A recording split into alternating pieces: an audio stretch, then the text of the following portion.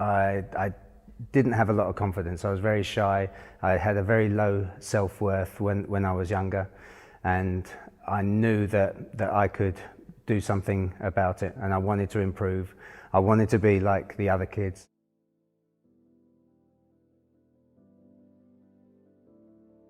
When I started my career as a fashion model, although it was a lot of fun, I was able to travel around the world and see nice things, meet nice people. It was a very empty existence for me because I didn't feel that I was contributing much apart from standing there in some clothes. But when I started working with clients on a one-to-one basis, that was far more satisfying. For starters, there wasn't any pressure on me, shaving or having my hair done in the perfect way, which can be a pain in the backside. So I didn't have to worry about myself so much. But one thing I could concentrate was on them and improving their well-being, improving their health and improving their happiness and their confidence. And I find that far more satisfying. So for all the years of fashion modeling that I did, it was empty. It was fun, but I gained nothing from it. But what I'm gaining now from helping people is far greater for me.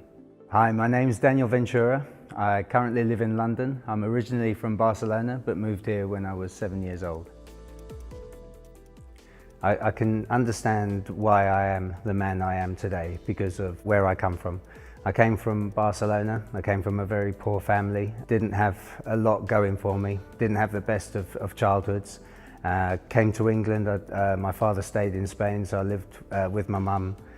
We struggled as a family, and I didn't have a lot of confidence. I was very shy. I had a very low self-worth when I was younger, and I knew that I could do something about it, and I wanted to improve. I wanted to be like the other kids. I'm ashamed to say that when I was about 18, I was obviously interested in girls, but I didn't have the confidence to talk to girls. And I remember looking at girls in classes, and they would be swooning over magazines of boys with six-packs and good bodies. So I thought, okay, this is my entry. If I can go to the gym and get a good physique, maybe that's one way I can develop my confidence and feel better about myself. It did give me that confidence. It did give me that motivation, and it shaped my life now. And I'm very pleased that that's been there for me. So I was 18 years old when I first ventured into a gym, and like any other 18-year-old, I was completely clueless, and I just wandered around the gym and copied the biggest guy in the room. As I grew older, I took more of an interest into it, started studying. In 2004, I learnt to be a personal trainer and nutritionist, and ever since then, I've had my nose in a book or my nose in the internet, researching more exciting ways to grow muscle and burn body fat. I was lucky enough to start modelling when I was 18. I was very fortunate to work from lots of different companies, from flash ones like Prada to Tesco to Asda. So I was lucky enough to hit the top designer brands as well as the high street brands as well. The most fun for me was TV commercials. I think I enjoyed those the most, and I was very lucky enough to fly around the world and shoot commercials for all sorts of brands, including recently He-Man from the Moneysupermarket advert. When I left school, I had two aspirations in life. I wanted to be a carpenter, strangely enough, and I wanted to be an actor. They were the two things I was good at school. I was going to go to Rose Bruford and learn how to be a professional actor, but a friend of my mother's saw an advert in the Daily Express for the Face of 95, which was a modelling competition, and I thought, bingo, I don't have to go to college, I can go the quick route, go into the modelling world, and then that will take me into my acting career. So I started modelling back in, 1995, and did that for a few years as a fashion model.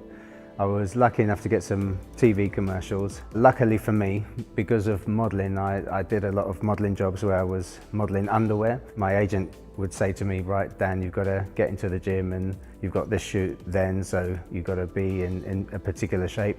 And my love for fitness expanded from there. Back in 2004, I think it was, I got my first front cover of Men's Health. Back then I didn't even know what Men's Health magazine was until people were coming up to me down the street and saying, "Dan, you're on the front cover of Men's Health." I had no idea of the accolade that it now has. Because of that cover, a lot of people were asking me exercise routines and how I ate. They were asking me questions all the time that I couldn't really answer.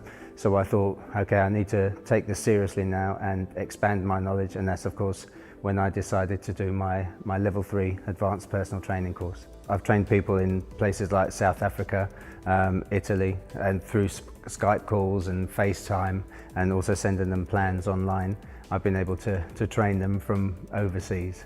When I was personal training, I had a fitness app, and one of the ways of promoting it I thought would be to enter competitions, like fitness competitions, and get some recognition from these. Luckily for me, the first competition that I entered, I won, and obviously that got a lot of recognition and drew a lot of people to my website. The first competition I ever entered was the WBFF, the UK Championship, and I must admit when I went into that I was pretty clueless. I did my normal training, I didn't do anything out of the ordinary or anything that I didn't normally do. I think luck was on my side and the judges liked me on that day, and I was lucky enough to come first place.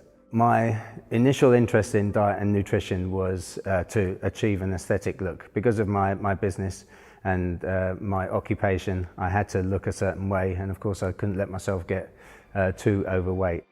I noticed that as I was getting older, I was less able to eat the foods that I used to be able to eat and get away with it. I decided to look into foods themselves and find out what foods did what, how the metabolism worked for each person. Because of that interest, I was able to help a lot of other people. I noticed how good I felt from eating certain foods, and now my interest purely lies on health and well-being, and the byproduct is looking good. For the past decade and a half, I've been eating a low-carb diet, so I realized that carbohydrates didn't work well with my particular body type. I went to low carb, and recently in the last couple of years I've been eating a ketogenic diet, which is 20% protein, 75% of my calories come from fat, and about 5% come from carbohydrates.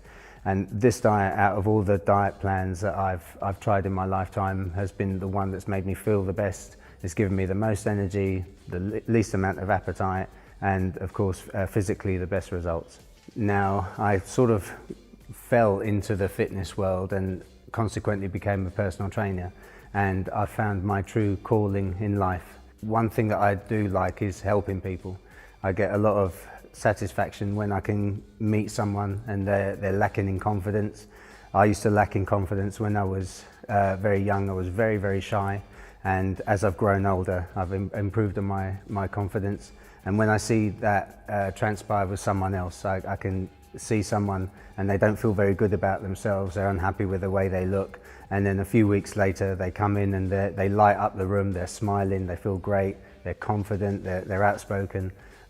This is what motivates me now. If I can do this to someone, you know, I've touched on their lives and I've helped improve their lives, you know, even if it's a little bit, it still counts. I find it very easy to stay motivated every day. I wake up and I realize that there's so much more that I need to learn. There's so much more that I could know in my line of work. Socrates said that the more I learn, the more I realize, the less I know. So every day I want to improve myself physically, mentally, and spiritually. So every day is a new day for me.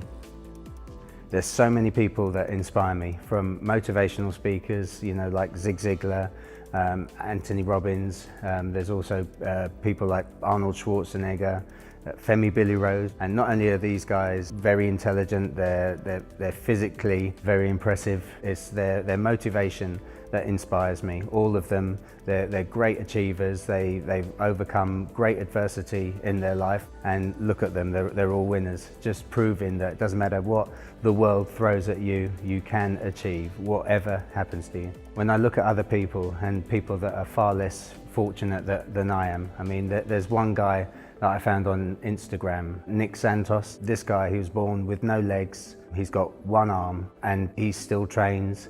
He's a motivational speaker. He's into fitness, he's into nutrition. He's always smiling, and I think if this guy can do it, and the odds are stacked against him, and it would be so easy for him to sit back and feel depressed and feel bad about himself, but he refuses to do so, and he's taken what he's got and he's making the best of it. It just proves that there's no excuses in life. You can achieve whatever you want, no matter the circumstances.